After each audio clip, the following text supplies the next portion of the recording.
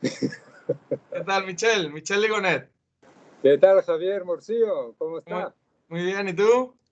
Pues sí, estupendo, aquí en el sur de Andalucía. Qué bien, ya te veo en el paraíso, macho, ya te veo. Sí, Oye, Michel Ligonet, a algunos no les vendrá a la mente el nombre, porque están acostumbrados a que en el podcast a la gente habitual de España, y tú eres francés para empezar, ¿no? sí, francés de madre española, soy medio Madre y medio. española, y que has estado en España, pero en una faceta segunda profesional tuya muy interesante, de la que hablaremos a fondo. Pero Michel Ligonet es, antes que eso, un piloto muy conocido del automovilismo europeo y del automovilismo americano también, de las 24 horas de Le Mans. Y entonces vamos a empezar. Estos podcasts empiezan por una pregunta un poco absurda, pero que es interesante. Es ¿quién es Michel Ligonet y qué hace aquí? Uf, esas son muchas cosas. Michel Ligonet ha hecho un poco de todo. Ah, Primero ha soñado ser piloto cuando veía a su padre correr en Fórmula 3 en la época de los años 70, correr Le Mans con James Hunt, con Lauda, con Lafitte. Acabó siendo piloto, por suerte, y con la ayuda de su padre, obviamente. Y después pues fue corriendo un poco por todos los lados. Empecé con Fórmula Ford, después Fórmula Ford inglesa, hice algún festival como tú. Me fui a la Fórmula Renault y cuando ya vi que por ahí no podía seguir más allá, pues empecé con el Gran Turismo. Y cuando empecé el Gran Turismo, pues decidí de correr a nivel internacional, que era más motivador y me permitió descubrir circuitos de casi todo el mundo. Tuve la suerte de correr en Estados Unidos, Japón, Brasil, casi toda Europa, China,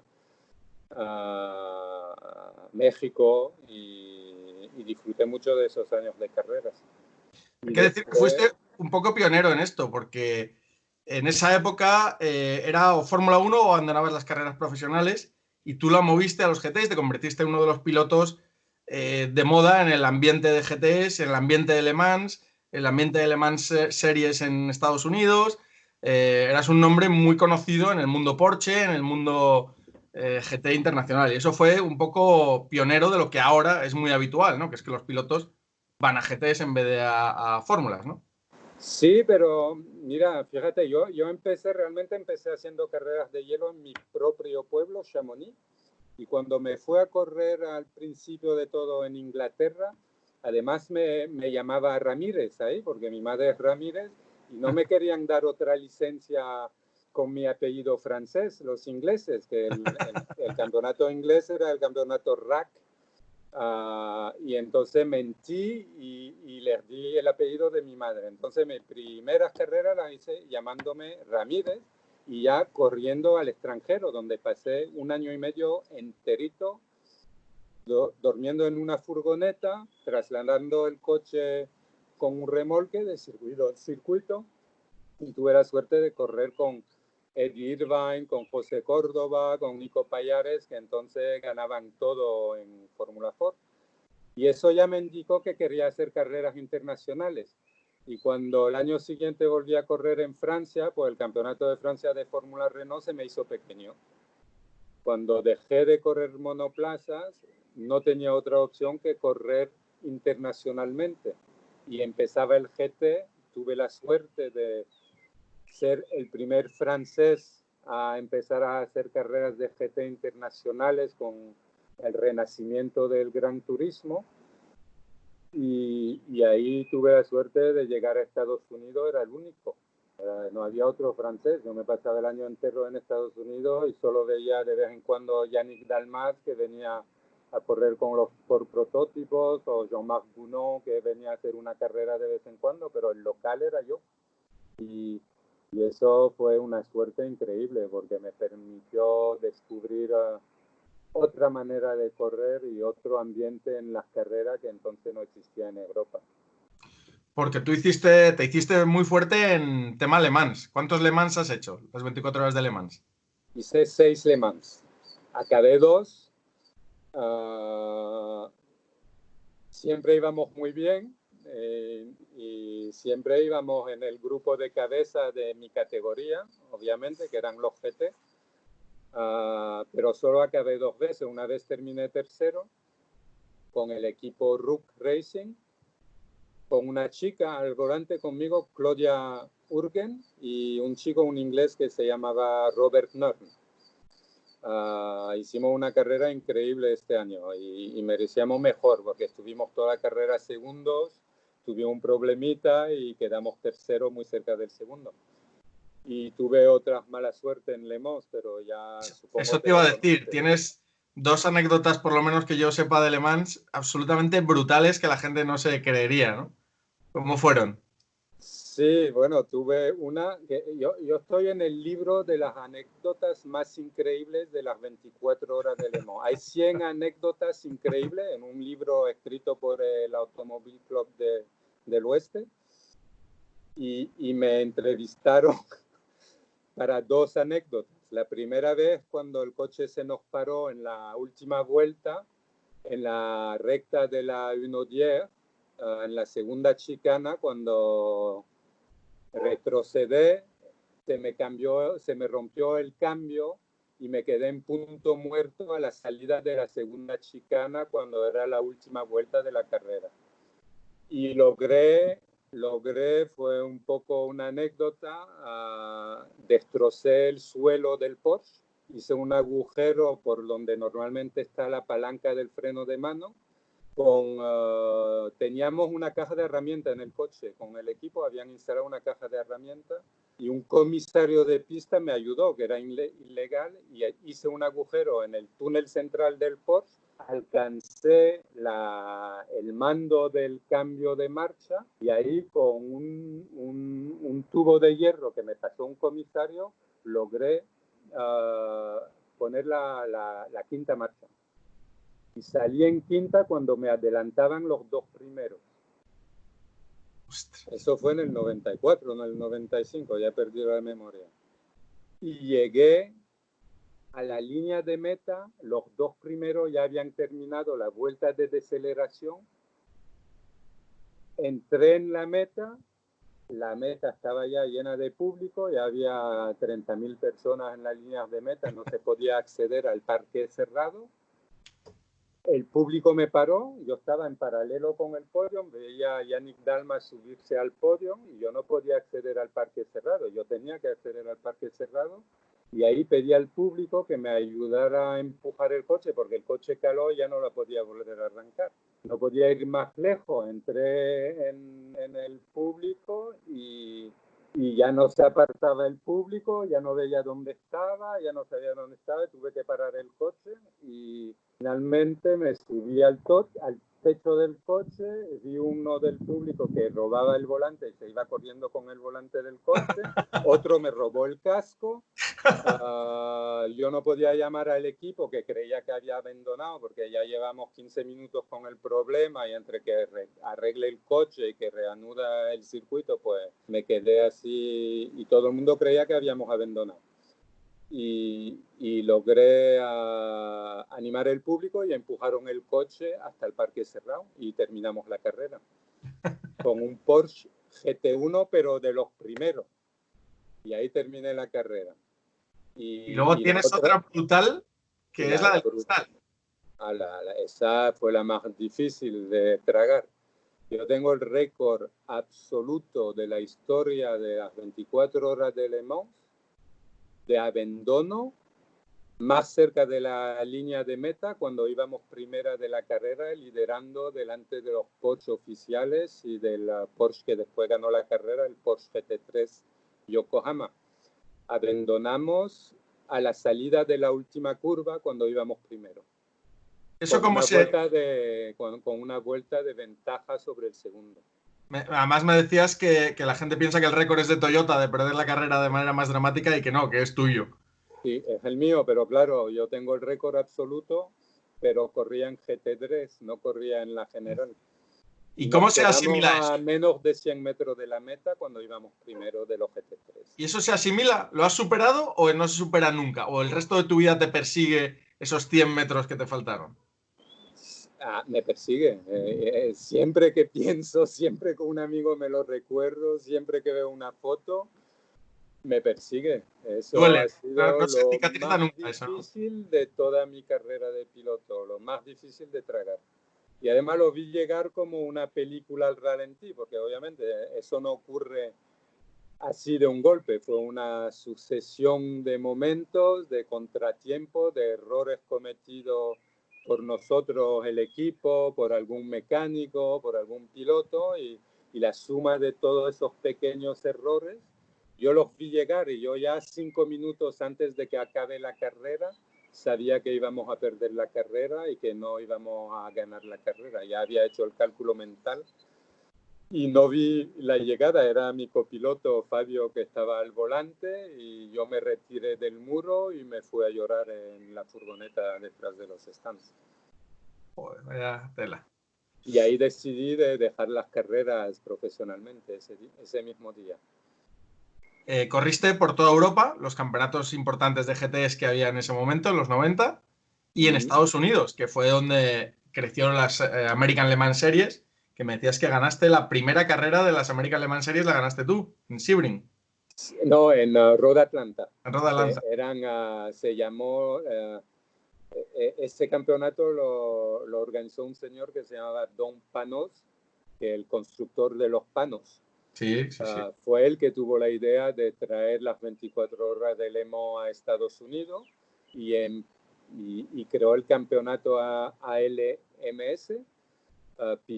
Consiguió la licencia al Automóvil Club del Oeste, el club que organiza las 24 horas de Le Mans, se la dieron y la primera carrera se organizó en Road Atlanta, fue una carrera de 12 horas donde participaron muchos equipos europeos, más muchos equipos americanos que corrían la IMSA, entonces en Estados Unidos.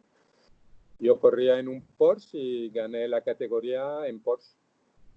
Y ganó creo que el equipo Ricci Competizione con un Ferrari SP333, la general.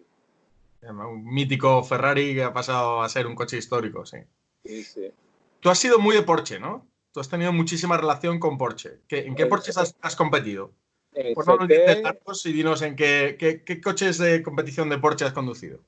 en GT yo he sido de Porsche porque corrí Gran Turismo, la mayoría de mis carreras en GT las hice con Porsche. Con, primero con un GT1, cuando se llamaba la primera categoría GT1, no existía el famoso GT1 que ganó las 24 horas de Le Mans después el oficial. Había una categoría GT1 que se hacían con GT2 survitaminado. Nosotros teníamos un biturbo de 840 caballos que alcanzaba en Le Mans 345 kilómetros por hora. Teníamos 820 newton metro de par. Era un monstruo, pero era un GT2, pero un GT2 con mucha potencia. Era el coche más animal que jamás haya pilotado. 4 marchas, una potencia y un par increíble. Ese es el coche de la primera anécdota que os conté, que hicimos las 3/4 partes de las 24 horas de Le Mans solo con 3 marchas. Se nos rompió la segunda después de 4 horas de carrera. Hicimos toda la carrera en tercera y cuarta. Fue increíble. ¿Y qué más Porsches has Y conducido? después los GT2 de Freisinger, hice muchos años con Manfred Freisinger, que Manfred decía siempre maximum power porque siempre encontraba el truquito para que nuestros motores del GT2 tengamos más potencia que cualquier otro GT2 de la parrilla, más que Conrad, más que los franceses de Chevrolet, más que los de Alfonso de Orleans que venía con su Porsche Repsol. Nosotros teníamos siempre el mejor motor, pero siempre el peor chasis, entonces era muy complicado. Era maximum power y apretar los huevos para quedar delante. Y después hice también con los Porsche de Rook. Tuve mucha suerte porque los Porsche de Rook eran excepcionales. Él sí que creía en el mejor chasis y RUC tenía siempre el contrato con el mejor fabricante de neumáticos, con Michelin, entonces, que para ganar se necesitaba estar con Michelin. Entonces el campeonato era libre de marca, había Dunlop, Pirelli, Michelin, y si ibas con Michelin siempre tenías más posibilidades. Y en Brasil ganamos algunas carreras con RUC, quedamos segundo de las 24 horas de Daytona con RUC también. Gané unas cuantas carreras en Estados Unidos con RUC, con Andy Pilgrim, que es el piloto que tiene el mayor récord de terminar carreras de 24 horas de la historia. Andy No lo Pilgrim, sabía. mira en internet, Sí, sí. el piloto que ha acabado más carreras de 24 horas de la historia. Qué bueno. Sí, un super piloto. Y eso, y otros Porsche, pues después ya cuando el Porsche GT2 empezó ya no, Porsche decidió pasar al GT3 por razones comerciales, pues ya tuve la suerte de pilotar unos cuantos GT3 bastante buenos, de cual el mejor fue el que tuvimos en las 24 horas de Le Mans con el equipo suizo Aberture, que ganó el año siguiente con el mismo coche. Y fue el coche que perdimos la carrera a 100 metros de la meta, y ese era un Porsche GT3 increíble también. Y toda la especificación del coche la hice yo. Me contrató el equipo para preparar el coche, para hacerle los cambios necesarios para poder acabar la carrera, para entrenar el equipo, para asegurarnos que no se cometía ningún error ni en la preparación ni en la estrategia. Ahí mi trabajo fue completo, fue toda preparación del equipo, del coche y de los pilotos, de marcar el cuadro para que podamos llegar al final, pero no llegamos. Hay que decir que tú eres un especialista en carreras de 24 horas y cuando yo hice mis primeras 24 horas, te llamé para pedirte consejo. Y las ganamos. Y las ganaste, Una te carrera las perfecta, ganaste.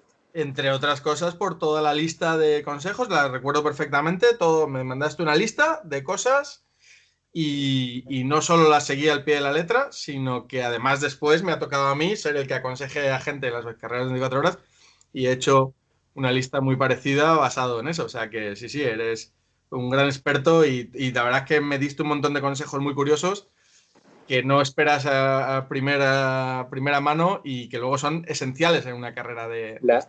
La visera en la calificación a las 6 de la tarde o a las 7 cuando se pone el sol en Indianápolis, por ejemplo, que tiene uno, o a las 6 o a las 8, ¿te acuerdas? Indianápolis, cuando se pone el sol, lo tiene en toda la cara cuando estás a más de 300 kilómetros por hora y es una de las curvas más rápidas de Le Mans.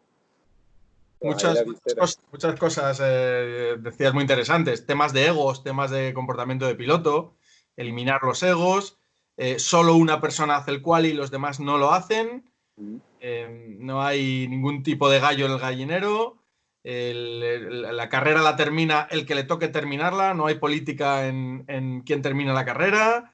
Un montón de consejos que luego he visto, no en propias carnes, pero en los demás, cómo se pierden carreras por hacer esas cosas que tenías en la lista.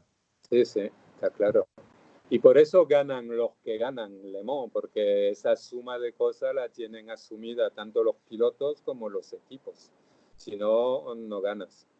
Una suma de montón de detalles y los egos creo que es lo más importante de las 24 horas de Le Mans. Así es, pues siempre lo recordaré, tu lista de consejos de 24 horas, muy útil. Gracias. Y luego dejaste de correr por un tiempo para hacer qué, que luego viene una parte de tu vida que es absolutamente genial, que es un poco de lo que va el podcast, porque pilotos hemos tenido muchos por aquí, aunque tus experiencias de Le Mans son brutales, pero es esta segunda parte, que es una profesión súper curiosa, donde has terminado trabajando y que la gente pues no se imagina ni que existe esta profesión, ¿no? ¿Qué es qué? Cuéntanos. Pues cuando lo dejé después de Le Mans estaba muy tocado y muy triste y tuve un año un poco perdido de qué voy a hacer ahora de mi vida después de conocer trabajo casi que era más una afición que un trabajo. Me fui a México Y ahí pues el deporte me volvió a pillar y empecé a ayudar a un amigo mío a organizar un campeonato que acabó siendo la Copa Radical de México. Importé coches a México de carreras, los coches con motor de moto, que tú los conociste, los Fórmula France. Los llevé ahí para que los probaran algún piloto mexicano. Hicimos unas pruebas con Carlos Slim, le gustó y de ahí finalmente se encargaron 30 Radical que hicieron la Copa Mexicana. Pero no me quedé en México, volví a España y enseguida me ofrecieron, por casualidad, me pidieron unos amigos, yo daba cursos de piloto, trabajaba de vez en cuando en una empresa que llevaba un amigo nuestro fallecido, Philippe Favre, un piloto que fue casi piloto de Fórmula 1, fue increíble piloto de Fórmula Ford, de Fórmula 3000, y yo era su compañero en una empresa en Ginebra que organizaba track days para millonarios. Y un día Philip, cuando se enteró que volvía de México, me llamó para que le busque un circuito nuevo para atraer sus clientes a un track day en España. Y yo me había enterado que se estaba construyendo el circuito Ascari. Y ahí fue como empecé a trabajar en el circuito Ascari. Les ayudé a poner en marcha el circuito, era el director de operaciones del circuito, llevaba a la escuela de pilotos y poco a poco de ayudar a la construcción del circuito, a llevar la escuela de pilotos, pues me especialicé en la construcción y la gestión de circuitos y me ocupé de 3 de los últimos circuitos que se hicieron en España, el circuito Ascari, el circuito Monteblanco en Huelva y el circuito de Navarra, y me ocupé de todo, del diseño hasta la puesta en marcha y para el de Navarra hasta la organización de campeonatos del mundo. Y la gestión del circuito del día a día. La gestión integral del circuito. Porque creación tú de Ascari serías director de operaciones, pero llevabas todo. Ascari eras tú en ese momento. Que fue donde nos conocimos, sí, en un evento que yo cuento a mucha gente, como anécdota que no se debe creer la gente, del evento de inauguración de Ascari. Yo no sé hasta qué punto se puede contar aquel evento, pero fue la leche. Fue la leche. Ahí había algunas estrellas del rock, del cine, había de la moda, había de todo. No sé si te acuerdas. Ahí nos conocimos, me llamaste para hacer de instructor y me pusiste a hacer copilotajes a la gente con un coche de carreras, dándoles unas vueltas de la velocidad. ¿Sí? Y me subiste al lado a un rey, a un príncipe. Príncipe árabe, ¿no? Sí, estaba uno de Dinamarca. Y entonces, claro, me iba subiendo una gente que yo te decía, pero gacho, eres un cabrón. Si yo hago algo mal aquí, salgo en los periódicos del mundo entero, salgo en los telediarios mañana del mundo entero. Pero, tío, ¿cómo qué crees? Yo también lo pasé fatal este día. Bueno, tuvimos de todo, príncipes árabes, actores, fue increíble esa inauguración. Y yo recuerdo que el único que no quiso que le hiciéramos el copilotaje, no sé si recuerdas eso, fue Carl Fogarty, el campeón del mundo de Superbikes, que dijo que a él no le paseaban, que le dieran el coche a él. Y se estrelló a las 2 curvas, no sé si te acuerdas de aquello. Las 2 curvas. Él tenía su moto ahí, su moto de Gran Premio, el dueño del circuito le había recuperado la moto de su campeonato del mundo y la tenía ahí como moto de colección y de vez en cuando la sacaba a andar. El Klaus Bart. Sí. Y yo no sé cómo te encontré porque yo estaba desesperado. Yo sabía que la inauguración no la podía hacer solo, necesitaba instructores y digo, tengo que traer gente de aquí, no me voy a traer gente de Francia o de los GT que van a llegar de Alemania, de Francia o de Inglaterra, me tengo que buscar pilotos locales. Y fue como me enteré que tú estabas ahí, tenías el equipo entonces cerca. Yo tenía el equipo Azteca en Málaga y vivía en Málaga. Sí. Y entonces estaba a 1 hora del circuito, sí, sí. Y después viniste unas cuantas veces, pero después el equipo te ocupó demasiado y ya me dejaste. Me tuvo que conformar con instructores menos capacitados. ¿Qué vas a decir en este podcast también? Pero cabrón, tenías la vocación, cabrón, lo hacías bien. Fue una época muy divertida. La verdad es que era una locura el principio de Ascari que llevaste para adelante y fue una pasada. Oye, luego Monteblanco. Todo. Y luego Monteblanco. Fuimos Monteblanco. Un proyecto muy diferente porque Monteblanco la idea era hacer un circuito de pruebas, no hacer un club para socios, y era realmente hacer un circuito donde vendrían marcas a entrenar y donde vendrían constructores de coches de calle a hacer sus presentaciones. Era realmente el objetivo y lo logramos.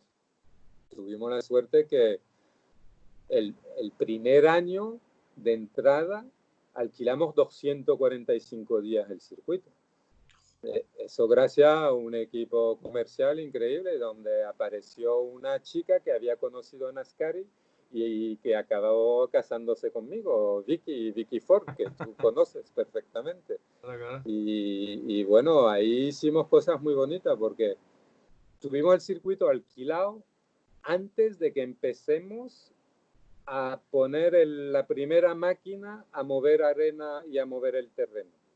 Un día me enteré que los alemanes de Mercedes querían hacer un evento, una presentación mundial de nuevo Mercedes clase C, que estaban por España. Quedé con ellos y llegué a una cita en un hotel de Sevilla con un tocho de planos. Toda mi motivación, que íbamos a hacer un circuito y construirlo en menos de un año, no sé cómo, por qué milagro, esa gente vieron los planos, los convencí y nos alquilaron el circuito para 3 meses. No habíamos empezado a excavar, ¿sabes? Increíble. Y el segundo golpe de suerte es que yo en la Fórmula 1 no conocía a nadie, o algún mecánico o ingeniero de cuando yo corría que había acabado como ingeniero de Fórmula 1.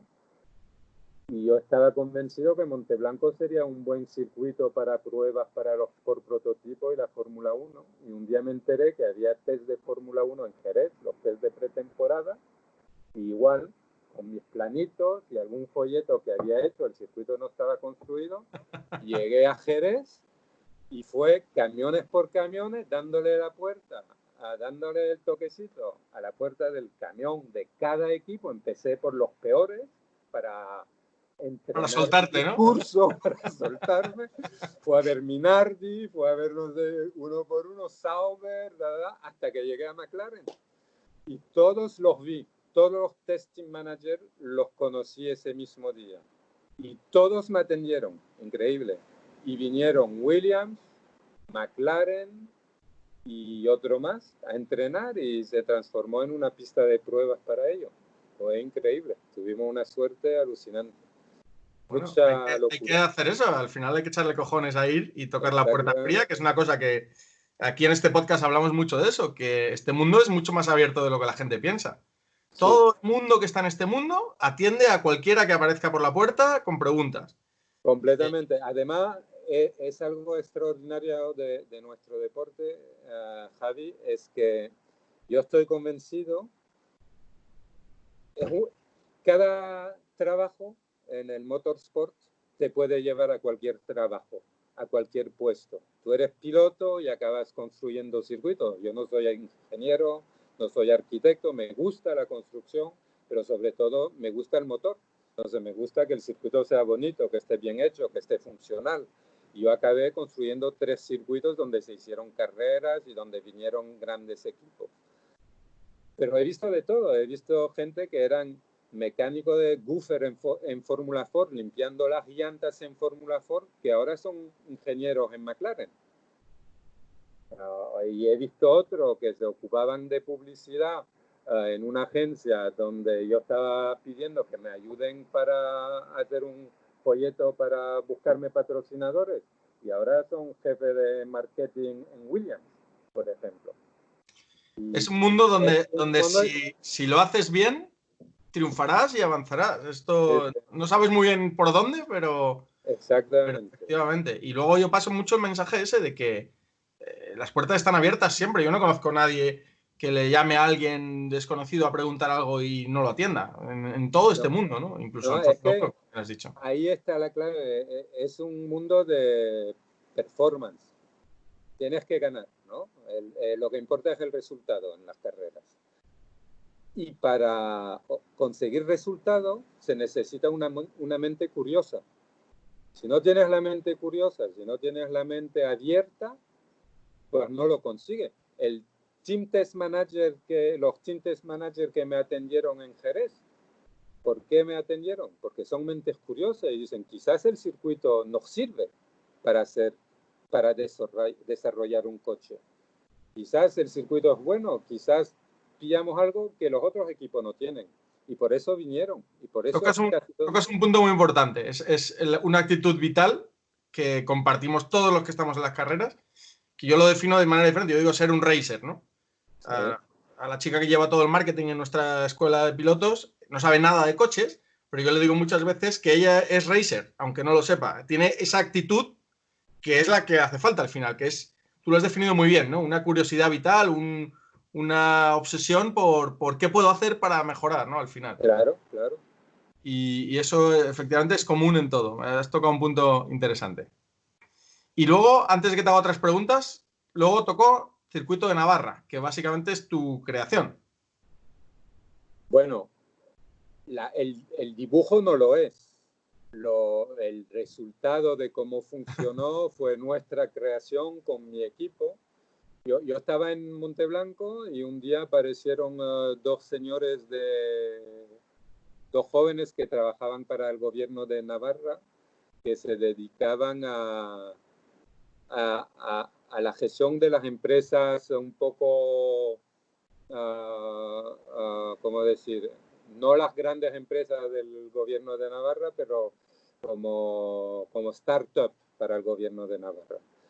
Y vinieron ahí para hablar del circuito porque se había creado una pequeña asociación de los directores de circuito y nos veíamos de manera regular, cada 3 meses, creo recordar, para hablar de problemas o proyectos comunes que se podían desarrollar entre los circuitos para mejorar la seguridad, mejorar las compras, todo eso.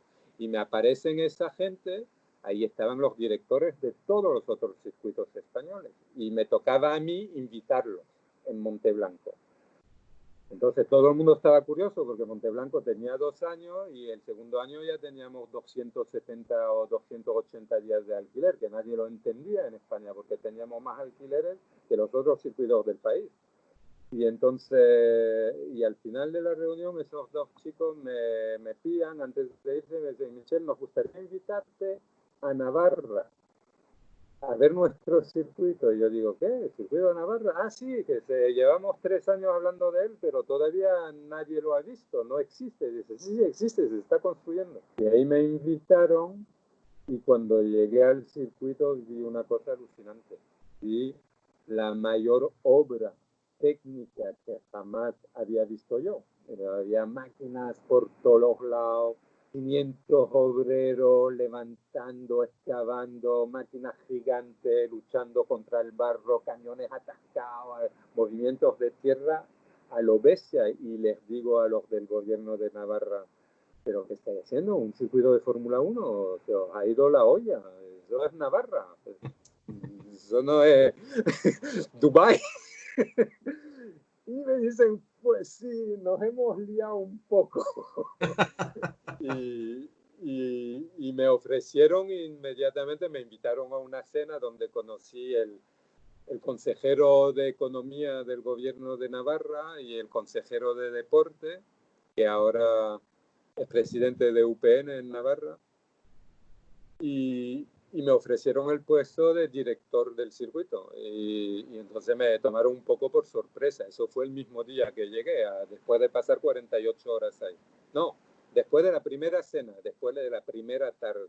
Me sacaron un montón de información de cómo habíamos hecho Monteblanco, por qué funcionaba tan bien, cuánta gente, cuánta maquinaria, cuánta tal. Y me ofrecieron el puesto. Yo todavía no había visto el circuito. Lo vi el día siguiente cuando me quedé sorprendido por la magnitud de la obra. Y les dije que no, que yo estaba muy bien en Monteblanco, que tenía mi equipo, que me llevaba muy bien con mi gente, pero que no.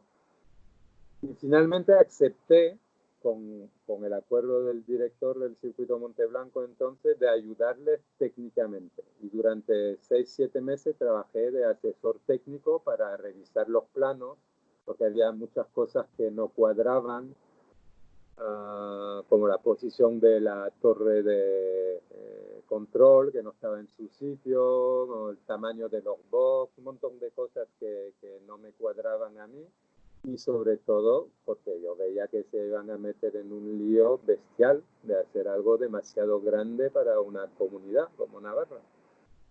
Y trabajé 6 meses desde casa y cada mes me invitaban a pasar 3 o 4 días con ellos en Navarra, con los arquitectos, los ingenieros, los jefes de obra. Y yo poco a poco pues me metí en el proyecto sin realmente querer. Y cada vez se transformó ese proyecto que yo al principio toqué de la punta de los dedos a transformarse en mi proyecto y en mi bebé, y cada vez le tomé más cariño hasta que decidí irme para allá para llevar la obra y 8 meses después la inauguración del circuito. Y ahí estuviste un montón de años llevando todo lo del circuito, siendo el director del circuito y haciendo nacer un circuito en una comunidad muy complicada, en un sitio geográficamente muy complicado, ¿no? Muy, muy complicado, fue difícil porque el circuito nació mal. Al principio nació como un proyecto privado que el gobierno de Navarra no tuvo otro remedio que recomprar porque habían metido un poco de dinero, y además la ubicación estaba más cerca de la capital de La Rioja, Logroño, que de Pamplona. Entonces había muchas quejas de la opinión pública que decía que beneficiaba más a La Rioja que a Navarra, que era cierto. La mayoría de los equipos iban a alojarse en Logroño, no iban a alojarse en Yo Pamplona. recuerdo cuando íbamos para allá, que estabas tu director, me pedías el favor siempre de que nos alojásemos en Navarra. Sí, sí, era una cosa. Hicimos todo. Mi Sí, equipo sí. comercial, los hosteleros de Pamplona, hacían tarifas bestiales y todo, pero no había remedio, era más cerca, era más práctico. Pero el equipo comercial mío hizo un trabajo increíble y el circuito nació bien. Ahí había dos partes completas, porque ese era el primer circuito donde yo trabajaba, donde obviamente era un circuito público, donde el interés, porque la otra dificultad también es que el circuito nació en plena crisis, Javier. Nosotros, 2009, la crisis, la inauguración del circuito fue en 2010. Fue, claro, España estaba en estado de crisis, con ahí la sangre metida para hacer sobrevivir la población. El deporte nuestro estaba atropellado, casi nadie competía, murieron campeonatos, desaparecieron coches que se vendieron a mitad de precio en el resto de Europa. Nosotros estábamos fatal y se lanza un circuito. Eso era el otro problema también, y además de la opinión pública. Pero tenía la suerte que había mantenido yo contactos muy buenos con la gente del mundo del GT, y entonces hablé con mi amigo Stefan Rattel y le dijo: oye, Stefan, ¿a ti no te interesaría venir a hacer una Para el que carrera esté aquí? escuchando esto y no sepa, Stefan Rattel es Dios en el mundo de los GTs de la Resistencia, que es el organizador del Campeonato del Mundo de GTs, ¿no? Sí, y yo había corrido para él, bueno, en sus campeonatos, más de 100 carreras. Llegó un momento que yo era probablemente uno de los 10, 15 pilotos que llevaba más carreras en sus diferentes campeonatos. Y llamé a Stefan y le dije: oye, ¿tú no estarías interesado por hacer una carrera con nosotros? Y dice: bueno, Michelle, es que este año mi calendario está ya pillado, tengo todas las fechas, así que no puedo, pero me lo quedo ahí en la mente. Y yo fui a hablar con el presidente de la Federación Española, a Carlos Gracia, para decirle: oye, Carlos, que nosotros vamos a hacer carreras, es un circuito público y vamos a hacer carreras. Entonces ya la federación me pusieron ahí bajo control, para entrenar los comisarios, cursos de formación, criterios de seguridad, hacer carreras de club, que hicimos un pequeño campeonato navarro para entrenaros, y de repente el circuito llevaba apenas 3 semanas existiendo, abierto, inaugurado, se inauguró el 10 de junio del 2010, me llama Stefan y me dice, Michel, tengo una carrera en China que se va a anular. ¿Podemos hacer la carrera en tu circuito? Le digo, pues sí, claro. ¿Cuándo? Y me dice, en septiembre. Le digo, ostras, tío, no puedo, no estoy listo. Y así empezamos. Y nos metimos a correr. La federación vino a ayudarnos. Fueron increíbles. Nos mandaron gente de otros circuitos. Nos ayudó mucho el circuito de Cataluña. El circuito de Valencia también nos ayudó mucho. Los del Jarama vinieron. Teníamos gente de todo. Yo empecé a moverme y a conocer. Yo conocía los circuitos por sus pilotos, por las marcas que venían a hacer presentaciones, por las escuelas de piloto, pero no conocía lo que era el organismo oficial, la federación. Yo había sido de la Federación Francesa o de la FIA, pero nunca me había realmente involucrado con la Federación Española. Y ya empecé a meterme de lleno con la federación y decidimos una ayuda increíble de la federación y de los otros circuitos y montamos el primer campeonato del mundo en el circuito de Navarra y llevamos apenas 3 meses existiendo. Y fue un éxito total, éxito total. Era con los GT1, entonces había el campeonato del mundo de GT1 organizado por Stefan Rattel, FIA, y también estaba el Blancpain. Y hicimos, en los años que yo estuve en Navarra, hicimos 5 campeonatos del mundo, o GT2, o Blancpain, algunos campeonatos con 60 coches en la parrilla, en Navarra, que no es un circuito muy largo. En Navarra, sí, que es un sitio geográficamente complicado, insisto, los campeonatos del mundo se hacen en sitios mucho mejor comunicados de todas las maneras con Europa. Y es un verdadero hito, eso pasará a la historia de Navarra y de España. Y tuvimos una placa entregada por Jean Todt de la mejor puesta en marcha de un circuito FIA en el mundo, entregada a Jean Todt a la entrega de premios de la FIA, como mejor puesta en marcha y circuito más funcional de los circuitos FIA de los campeonatos del mundo FIA. Increíble. ¿Este fue tu último circuito, Navarra? Ahora estás dedicado fue mi último circuito donde actué de director, sí. Y ahí hicimos eso, hicimos campeonato de Europa de camiones también. Hicimos algún campeonato de moto, el CEF varias veces en las motos. Descubrí el mundo de las motos que no conocía, que fue muy duro. El encuentro con el mundo de las motos, porque no querían venir, porque decían que Navarra era solo para los coches. Hay una competición muy difícil entre las dos federaciones y entre los pilotos de un mundo y los pilotos de otro mundo también. Y fue muy difícil hacer cuajar los dos mundos.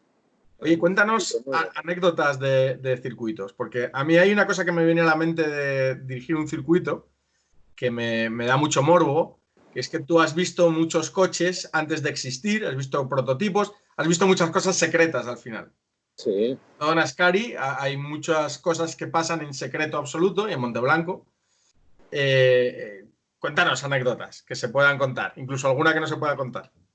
Bueno, anécdota. Mira, en Monteblanco, cuando tuvimos el circuito alquilado por Mercedes para una semana ultra secreta, donde venían todos los dueños de Mercedes, los inversores grandes y la familia propietaria de la marca Mercedes, y donde invitaron todos los centros de desarrollo que tiene Mercedes en el mundo a presentar su coche del futuro. Entonces, coches de calle, ahí no estoy hablando de coches de carrera. Eso fue tremendo. Tuvieron un hotel reservado donde mandaron las fuerzas especiales, agentes secretos, para ver si no había micrófonos pegados en las paredes de los hoteles, del hotel. El hotel reservado en exclusividad para 15 personas, guardias de seguridad antes de cada reunión, estudiando las salas, estudiando las redes telefónicas, nosotros obligados a dejar nuestros móviles a la entrada del circuito para que ningún empleado tome fotos de los vehículos, y ahí nos aparecen unos 10 vehículos, prototipos de Mercedes, que representaban lo que iba a ser la evolución de los coches hasta dentro de 50 años. Es decir, porque todo eso va por fase. Hubo el coche, el Blueprinter, ¿os acordáis de los Golf Blueprinter que tenían todo el motor equilibrado, los rodamientos equilibrados? Era solo equilibrar piezas para que el coche consuma menos. Después aparecieron los primeros coches eléctricos, pero todavía no funcionaban muy bien. Después aparecieron los prototipos híbridos. Después estaban los coches de hidrógeno. Todos esos prototipos estaban ahí. Entonces el hidrógeno para Mercedes es un coche a vista de entonces 20 años, no ahora, 20 o 30 años. Y entonces ahí estaba toda una escalera, una gama de coches, probando, rodando todo el día en el circuito, los ingenieros demostrando a sus jefes que eso era la inversión del futuro, porque Mercedes tenía que definir lo que iban a ser los pasos, porque cada nueva tecnología significaba una nueva industrialización, cancelar coches de gasol o de gasolina en favor de coches eléctricos o híbridos o de hidrógenos y decidir que la batería... Estabas presente en el futuro del automóvil, claro. Sí, y ahí lo vi. Yo sé cuál va a ser el futuro del automóvil, ya lo sabemos todos.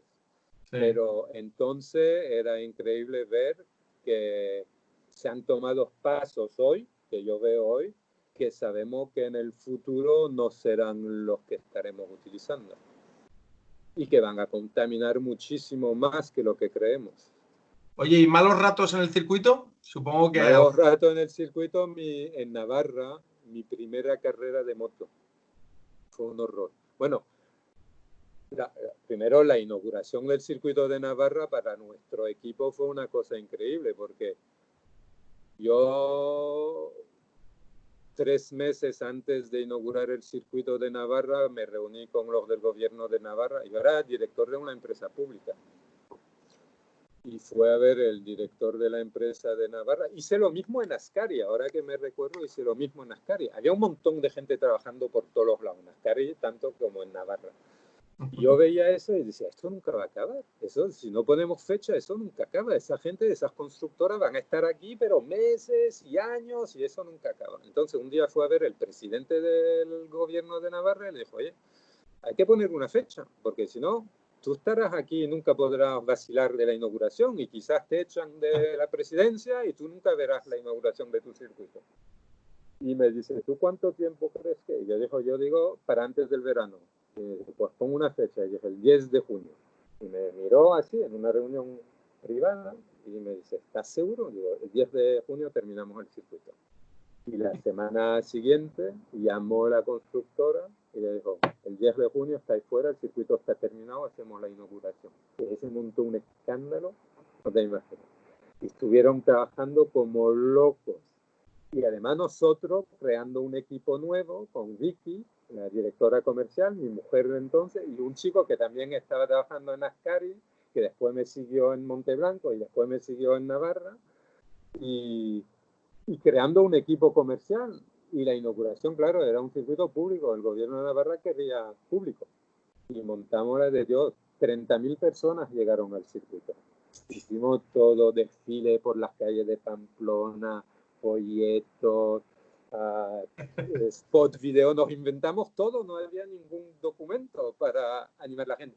Y invité todos los equipos de España a participar a 2 o 3 track day gratuitos a cambio de estar presente el día de la inauguración para que la gente vean coches de carrera, porque si no, no sabía cómo iba. Y yo no sabía si iban a responder y venir los equipos, y llegaron casi todos.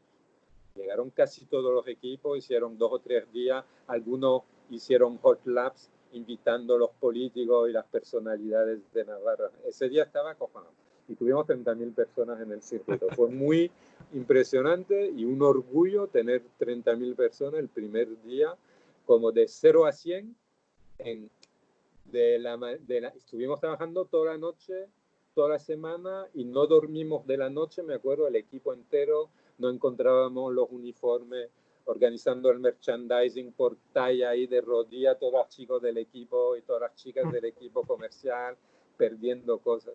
Y lo terrible no fue ese día. El otro recuerdo malo fue cuando hice la primera carrera de moto, que también fue una especie de inauguración. Tuvimos la primera carrera oficial de coche y esa era la primera de moto que yo perseguía desde hacía tiempo porque quería el mercado de las motos.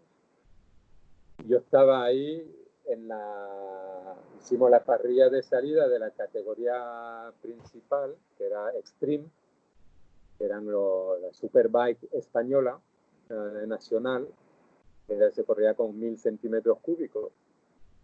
Y estaba ahí detrás del muro para la salida. Los comisarios nos dicen de retrocedemos de la pit lane. Y justo delante mía, yo estaba de los últimos retrocediendo, se da la salida y el tío delante de mí, bueno, yo estaba en el pit lane y el piloto que estaba justo delante de donde yo estaba, cala y el piloto detrás se lo come por detrás y ¡buah! Ahí frito en el suelo, yo digo, primera carrera de moto, un muerto en el circuito. Y ahí me quedé acojonado. Y ese día en los coches nunca había tomado conciencia del peligro tanto como ese día. Y a partir de ese día, cada vez que había una carrera de moto, yo estaba acojonado. Y todas las salidas de carrera de moto, y el chico sobrevivió. Y siguió corriendo después. Pero ahí yo estaba al lado de la vicepresidenta del gobierno, estaba todo el tutiquisqui de Navarra a mi lado, porque yo los acompañaba y hacía de huésped, lo llevaba por todos los lados y ese día me quedé flipado. Hay que decir que efectivamente no es en realidad responsabilidad del director del circuito, pero te lo tomas muy personalmente. Hace poco en Albacete ha habido un problema, hablé con el director una semana después y estaba afectadísimo. Te lo tomas muy personalmente, ¿no? Lo que pasa en tu circuito es como lo que pasa en tu casa, ¿no? Sea culpa tuya o no, es una cosa que te afecta, ¿no? Sí, te afecta y te persigue porque, mira, en Italia los directores de circuito van a la cárcel si hay un muerto, pueden estar considerados culpables y en España está muy ahí por el límite. Todos los directores de circuito lo llevan muy mal, el tema de la seguridad. Y que haya un accidente mortal en un circuito te persigue, no solamente aquí, pero legalmente es una responsabilidad pesada de asumir. Y sobre todo en las motos y en el karting. En el karting da miedo. Karting es muy peligroso, es verdad. Al final el automovilismo es mucho más seguro, es un tema que hablamos. Ahora hay unas preguntas que le hacemos a todo el mundo, ¿vale? Que compartís todos los que salís en el podcast. La primera es... ¿Qué me reservas? ¿Tracción o propulsión? Coche de propulsión, sin duda, ¿no? Sin duda. Bueno, bien. Bien, ¿no? ¿Tu experiencia más bonita al volante? ¿Cuál ha sido? ¿Algún momento, alguna circunstancia, algo que haya quedado grabado en tu mente como un highlight en tu vida al volante? Hay varias.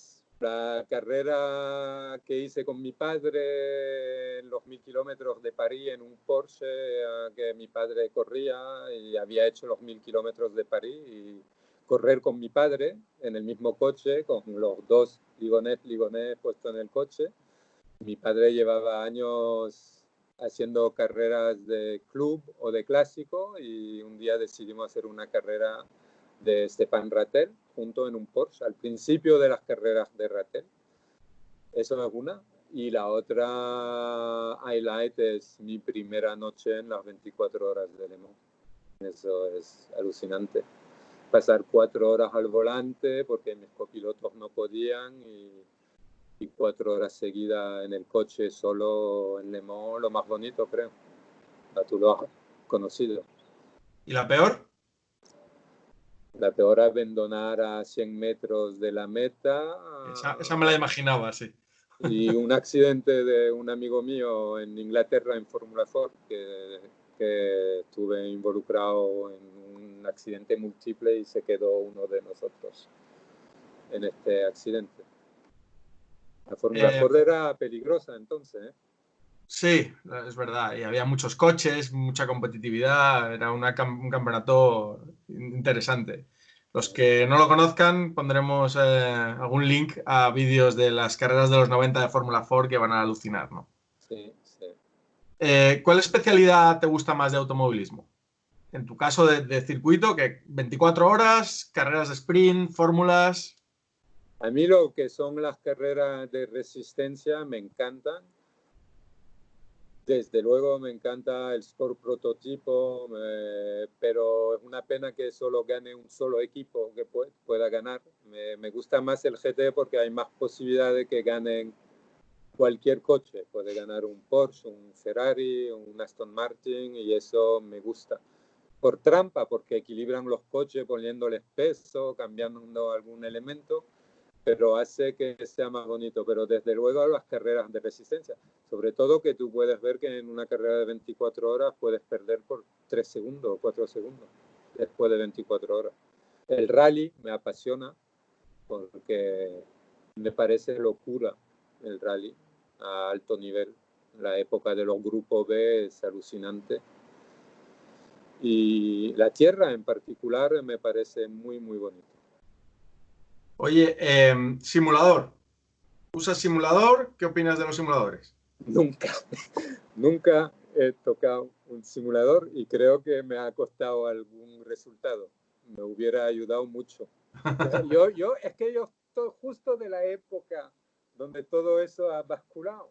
Yo la telemetría, la primera vez que vi telemetría era en un Fórmula Ford, en un Swift, que yo llevaba un Swift, y que en mi coche, el equipo Swift, que es el fabricante, porque yo llevaba uno de los coches prototipos, porque yo fui piloto de prueba para Swift y piloté el primer Fórmula Renault de Swift. Me metieron una caja así de grande encima de los pies que imprimía a la vez que grababa. Y cuando terminé mis 3 vueltas, me sacaron un rulo de papel de 10 metros de largo Lo donde conozco eso. había... Y eso mientras que yo conducía y estaba imprimiendo dentro del coche. ¿Cómo te preparabas No una lo carrera en conocí. esa época? ¿Cómo? Porque, ¿cómo te preparabas una carrera de esa época? Porque no había ni YouTube ni simuladores. Entonces, ¿qué hacías para...? Caminaba, dormía, acampaba en el circuito, la noche recorría el circuito andando por la noche. Uh, por la mañana caminaba antes que aparezcan los primeros. Los circuitos eran mucho más fácil de circular que ahora, era otro mundo también. Y caminaba por la mañana, me tomaba nota en mis papelitos, curva tal, la mancha de asfalto ahí, punto de frenada, ahí puedo deslizar más que la cuenta, si meto una rueda en la tierra no pasa nada. Caminando, no hablaba con otros pilotos, no tenía amigos, era una cosa de solitario, no tenía manager, no tenía nadie, nada. Y soñaba que iba a ser campeón del mundo de Fórmula 1. Yo soñaba que era James Hunt o soñando. Yo era muy romántico. Siempre en mis carreras lo he hecho de una manera muy romántica. Bueno, Me ha tienes un... faltado ese toque realista, creo. Bueno, no está mal, ¿eh? Tu carrera deportiva no está nada mal, ¿eh? Es el sueño de mucha gente, ¿eh? En esa Sí, época, sí, Le Mans no era tan popular como, por lo menos en el mundo de los jóvenes pilotos, pero ahora es el sueño de casi todos. O sea que sí. seguro que hay muchos escuchando esto que están con gran envidia sobre tu carrera deportiva, ¿eh? Sí, tuve suerte, tuve suerte. Oye, ¿cuál es el mejor piloto contra el que has corrido? Y ya no te digo de famoso, que a lo mejor, pero alguien que te haya llamado la atención muchísimo, que has dicho, este tío es otra cosa, está en otro nivel o me llama mucho la atención por esto. Pues uh, yo supongo el que he visto más rápido que me ha impresionado. Un día estaba corriendo las 6 horas de Homestead, yo en un Porsche. Y ahora, ¿cómo se llamaba? Tengo la imagen grabada en mi mente y ahora se me ha escapado el nombre. Un latino que corría en Estados Unidos. Ay, voy a tener que escoger otro, pero esa imagen me impresionará siempre porque yo salía de la chicane con el Porsche dándole todo lo que podía y me adelanta el Mercedes GT1 pilotado por... Sí, no te lo diré. Y el tío salió las 4 ruedas deslizando el Porsche, el Mercedes GT1, las 4 ruedas deslizando, contravolanteado y acabó rozando el muro de Olmsted ya a más de 230 kilómetros por hora. Y el Mercedes empezó a mandar chispas durante 40 metros y el tío no soltó. El coche cruzado y hizo la pole, obviamente. Era uno de los 3 pilotos oficiales de Mercedes. Eso fue lo más bonito que he visto. Pero si no, de los que corrían conmigo, que me impresionaron de verdad, yo diría en GT, en GT yo creo que Bob Bolek, increíble, no por su velocidad, por su constancia. A la edad que tenía, yo corrí contra Bob. Yo estaba en la carrera donde murió Bob en Estados Unidos en un accidente de bicicleta. Sí, sí, sí. Es una leyenda de Le Mans, de hecho, Bob Bolek, uno de los mejores pilotos de la historia de Le Mans, sí. Y él estaba en el Porsche GT2 de la competición, que era el oficial. Tenían un chasis especial, un LM con menos metal, más ligero que todo el mundo, con el techo de titanio y todo.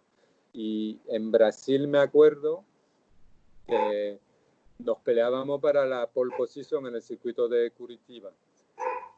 Y yo veía a ese tío, que entonces tenía 57 años o 56 años, le metía al Porsche como nadie lo metía.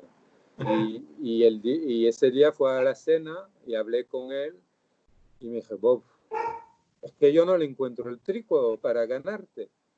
Y me dice, no te preocupes, que ya lo encontraste, me dice. Y es verdad, el día siguiente le gané, pero el tío iba como un avión y el truco era que él tenía una confianza absoluta en el tren delantero. Dice, ¿cómo haces para ir tan rápido? Yo no tengo confianza con los Pirelli, no entro en la curva, no tengo esa seguridad que te da el coche de entrar rápido en la curva. Y dice, pues es el truquito que te falta. Eso me lo había dicho una carrera antes. O sea, puesta a punto. Puesta a punto. Sí. Y él tenía la confianza absoluta que aunque el neumático no le diera el feeling, él tenía la sensación que podía pasar cuando otro se quedaba un poco ahí con la duda. Y él tenía un nivel de puesta a punto increíble. Oye, si tuvieras un cheque en blanco para comprar un coche, ¿qué coche sería? Coche de calle. Un Skoda Yeti o un Skoda Yeti. Tengo uno, tiene 300.000 kilómetros, no lo quiero cambiar. Un Skoda Yeti con 240 caballos. ¿No eres un friki de los coches de calle? ¿No te dan un poco igual? Nunca lo he sido, nunca me han gustado. Nunca he comprado un coche nuevo. Nunca me han gustado los coches de calle. Para mí no sirven. El coche de calle tiene que ser un utilitario. Nunca me compraría un Porsche, un McLaren, un Ferrari. Un Porsche, un McLaren, un Ferrari tienen que ir en circuito. Tengo un amigo mío, Ben Lucas, que es un gran piloto que ha estado hasta de tester en Fórmula 1. Siempre dice eso, ¿no? Él no sabe qué coche tiene de calle, ¿no? Dice, creo que es un Hyundai o no sé qué es. Y dice, es que me da igual. Dice, sí, después de haber conducido un coche de carreras, cualquier coche de calle es una mierda. Entonces, claro, me da absolutamente igual, ¿no? Además que conducir me aburre. Yo ahora le doy a la moto, hago salidas en moto, voy a Marruecos con mi moto. Antes de ayer estaba haciendo mecánica en la moto, cambiando piezas para que esté mejor para la próxima salida cuando acabe todo eso. Y en moto sí que me divierto conduciendo por las carreteras de Andalucía. En coche ni se me ocurre, tío. Ni se me ocurre. Oye, ¿cuál es el mejor coche que has conducido? en tu vida? De calle, Bueno, ambos, de calle y de carrera, porque has conducido de calle, estando en los circuitos que has estado, has conocido y has pilotado muchos coches espectaculares. de calle, el mejor de todos es el McLaren, que tuve la suerte de conducir en un evento que se hizo una especie de rally turístico y me invitaron de guía, bueno, a preparar las rutas, entonces me pasé tiempo preparando las rutas y fue Matiza lo del McLaren, porque ahora el McLaren es mucho, pero estamos hablando de el McLaren. El McLaren. Bueno, no, porque el McLaren es el Senna. Sí. Yo estuve llevando el 720, tuve la posibilidad de conducirlo, pero el mío no era el 720, el mío era el pequeñito. Alucinante. Además estuvimos haciendo carreteras de montaña con un grupito de pilotos o de conductores apasionados que iban rápido y bien, y yo iba primero y me quedé absolutamente alucinado. Tenía la impresión de llevar un coche de carretera con slick por la carretera. Es que nunca le encontré el límite y no paraba de buscar el límite por la carretera. Y oye, eso sí que es ilegal. ¿Cuál es el mejor coche? De competición, yo diría que el más completo, el que me gustó más llevar era el MP2, que llevé un tiempo, un Tampoli italiano, que fue, yo siempre quise correr en prototipo, no tuve la suerte de hacerlo, no logré hacerlo. Fue lo que para mí era lo que yo quería hacer, prototipos, sport prototipos, pero yo diría el mejor coche, el más completo, el Porsche GT2 de RUC. Era perfecto. Chasis increíble, frenos increíbles, buen motor, caja secuencial, todo iba bien. El más impresionante, el Porsche GT1, de los antiguos, el que os conté antes, con 840 caballos. Eso era un monstruo. Es que no te imaginas. 840 caballos con... ¿Eh? ¿Y el peor? El peor, un coche que me invitaron a una carrera. Yo empecé haciendo carreras sobre hielo en mi pueblo, en Chamonix, y había ganado, era la carrera del pueblo, había un campeonato sobre hielo en Francia, había ganado. Fue mi primera carrera, la gané sobre hielo, y el año siguiente otra vez la volví a ganar, y el tercer año no tenía presupuesto para hacerlo en un coche bueno, entonces no la iba a hacer, y me llamó un amigo del pueblo para hacer la carrera con él en un coche que él había construido. Era un señor mayor, era el mecánico del pueblo, y no le pude decir que no.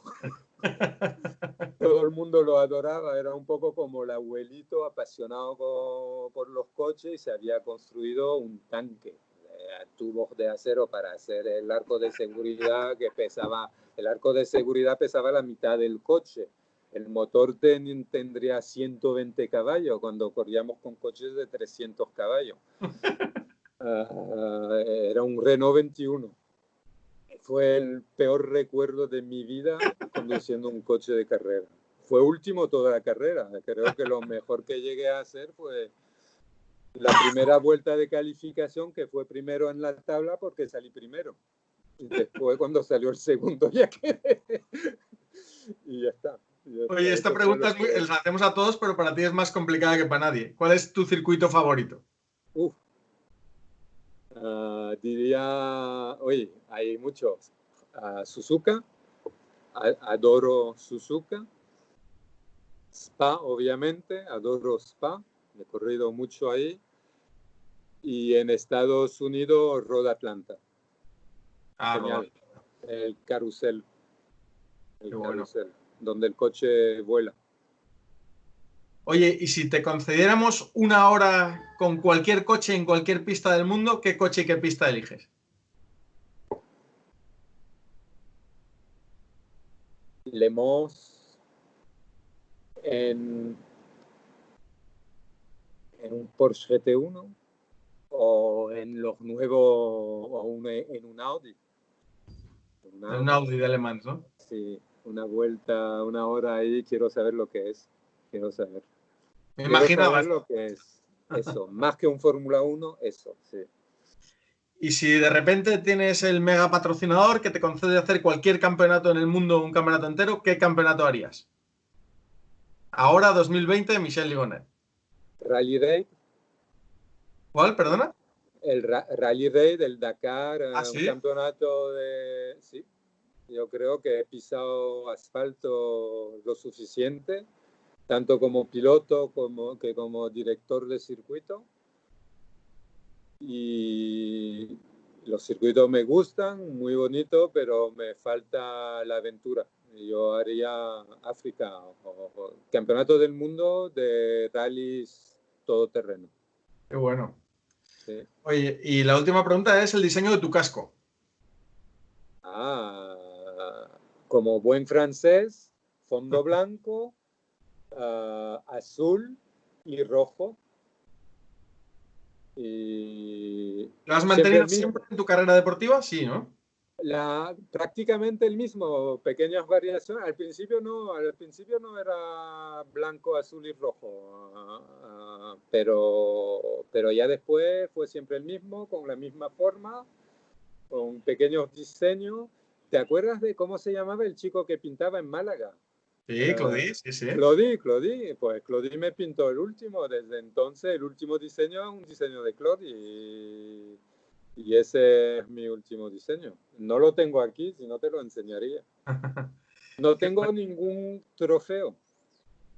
No tienes ningún trofeo. Bueno, estás ahí, nos están dando mucha envidia porque estás ahí en Caños de Meca, en un sitio espectacular. ¿Eh? Sí. Es una pasada. Y nada, te has ya hecho español definitivamente, ¿no? Sí, desde luego. Se vive bien en vuestro país, chicos. Sí, sí. Bueno, Bueno, en tu país en tu país, porque es tu país también. Oye, y Michel, un gusto. Es una pasada de podcast. Yo creo que va a abrir muchas mentes a un trabajo que la gente no imaginaba, que es director de circuito. Y terminamos siempre con un consejo. Alguien que te esté escuchando y que diga, hostia, qué chulo. Nunca había pensado trabajar en un circuito. ¿Qué consejos le das? que lo intente. Que lo intente con ilusiones y con afición, con pasión, con el corazón. Eso se hace con el corazón. No se va a trabajar en un circuito para ganar pesetas. Se va a trabajar en un circuito porque te gusta, sabes que vas a sufrir, pero sabes que te trae un montón de cosas y además te permite conocer a un mundo y de todo tipo, de todas las profesiones que te puedas imaginar y trabajar en un circuito es una puerta a muchas oportunidades. Qué bien. Pues muchísimas gracias. Un gusto verte, aunque sea por aquí, ¿eh? Y esperamos vernos pronto en la pista, que es donde tenemos que vernos. Llámame. Necesitas un instructor que hable inglés y Pues francés. Yo sería vengo. Yo un honor tenerte. no quiero ser director de circuito, quiero conducir un coche. Pues el próximo curso te vienes con nosotros. Chao, tío. Muchas gracias, Javi. Gracias por